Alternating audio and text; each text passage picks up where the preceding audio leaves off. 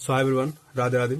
तो आज के इस वीडियो में मैं कवर करूंगा जैसे मैं अल्टरनेटिंग करंट। इससे टोटल जेईई मेंस 2025 अटेम्प्ट जनवरी में टोटल 4 क्वेश्चन जो थे इससे आस्क किए गए थे। आज मैं वो चारों को एज ए डिटेल एक्सप्लेनेशन में करूंगा।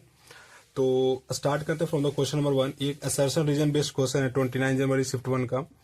तो फर्स्ट क्वेश्चन देखेंगे कि गिवन बिलो यहाँ पे दो स्टेटमेंट दे रखा है। Choke coil is a simply coil having a large induction but a small resistance.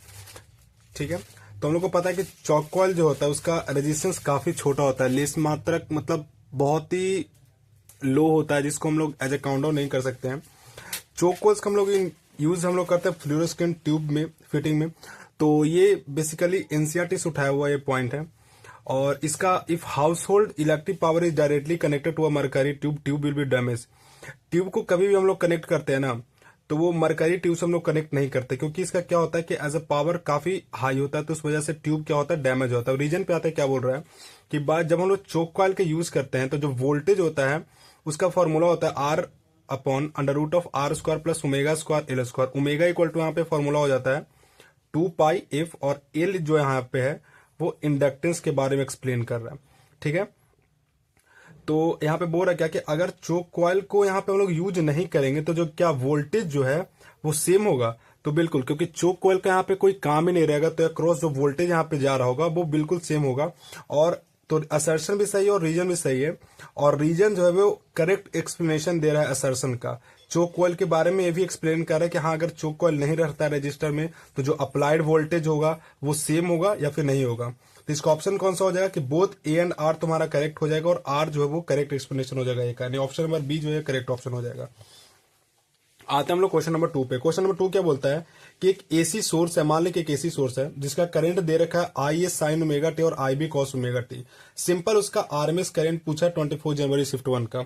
ठीक है, तो सिंपली हम लोग को पता है कि आई दे रखा है, कितना दे रखा है, आई ए sign omega T plus I B cos omega T. ठीक है, अब ये जब दे रखा है तो हम लोग को पता है कि जो थीटा जो यहां से आएगा वो कितना होगा, पाई अपॉन 2 हो रहा होगा। ठीक है, तो आई जो नेट निकालते थे आई नेट वो कितना हो जाएगा, तो I net is equal to under root of I A square plus I B square plus 2 I B cos pi by 2। अब कॉस पाई बाई 2 90 डिग्री, ये पूरा कितना हो गया, 0 हो गया। तो आई नेट जो है वो किसके इक्वल हो गया, आई ए स्क्वायर के इक्वल हो गया प्लस आई बी स्क्वायर के इक्वल हो गया। हम लोग को simple I R M S का फॉर्मूला पता है, क्या होता है, I R M S equal to होता है I naught upon root 2। I naught का वैल्यू हम लोग को निकल चुका है और अपॉन रूट 2 है, तो simply I A square plus I B square by 2, यानी ऑप्शन नंबर बी जो है इसका करेक्ट ऑप्शन हो जाएगा। बहुत ही सिंपल सा क्वेश्चन, और बेसिकली सबसे फर्स्ट टॉपिक है आरएमएस के बारे में, उसी पे डायरेक्ट फॉर्मूला बेस्ड क्वेश्चन है। अब हम लोग देखते हैं क्वेश्चन नंबर 3 पे कि in series LCR circuit a resistor of 300 ohm, a capacitor of 25 nanofarad में है, and inductor of 100 millihenry are used for maximum current in the circuit, angular frequency पूछ रहा है। ठीक है, सिंपली इसमें दे क्या रखा है, तो इन टर्म ऑफ एल दे रखा है, सी के टर्म में क्या हो जाएगा, ओमेगा क्या हो जाएगा, angular frequency 1 upon under root of L into C. ठीक है, अब 1 अपॉन एल कितना हो जाएगा, तो 25 नैनोमीटर में, तो इंटू 10 टू द पावर -9, और तुम्हारा कितना दे रखा है सी कैपेसिटर, तो एल 100 हो गया, कैपेसिटर का तुम्हारा कितना हो जाएगा, तो मिली हेनरी में, तो 100 इंटू 10 टू द पावर -3। जब इसको हम लोग कैलकुलेट करेंगे तो जो आंसर आएगा वो 10 to the power 6 upon 5 into 10 जो है यहाँ पे रिमेनिंग बच जाएगा। अब इसको हम लोग 10 के पावर 4 के टर्म में लाना है, तो हम लोग ऐसे यहाँ पे लिख सकते हैं कि 100 into 10 to the power 4 upon 50। 50 से यहाँ से 2 बार कटेगा, आंसर जो आ जाएगा 2 into 10 to the power 4 radian per second. ये भी फॉर्मूला बेस्ड क्वेश्चन है, omega equal to 1 upon root L C पे। तो इसका जो करेक्ट ऑप्शन हो जाएगा ये 2 हो जाएगा। 23 जनवरी शिफ्ट 2 का ये क्वेश्चन है। अब आते हैं सेशन का लास्ट क्वेश्चन पे। वो क्या बोलता है कि series LCR circuit is connected to an alternating source of EMF, यहाँ पे दे रखा है E. The current amplitude at resonant frequency is I not.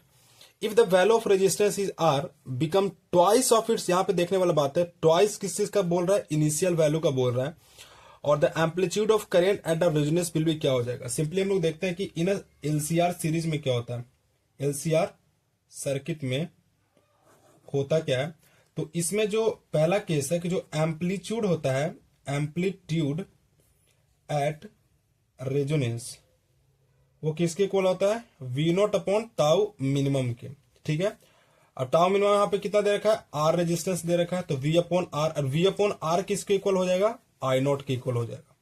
ठीक है, अब क्या बोल रहा है कि जब वेन, क्या बोल रहा है कि R become twice of its initial value, तो इनिशियल वैल्यू तो आर था, अब कितना हो गया है, अब 2r हो गया, किसके बेसिस पे, तो अकॉर्डिंग टू क्वेश्चन।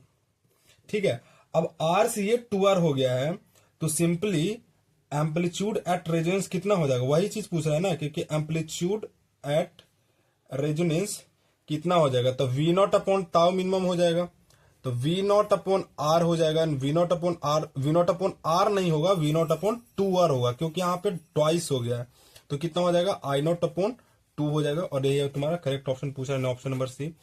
तो यहीं पे सेशन कंप्लीट होता है। तो अगर ये वीडियो अच्छी लगे तो like this video and thank you so much.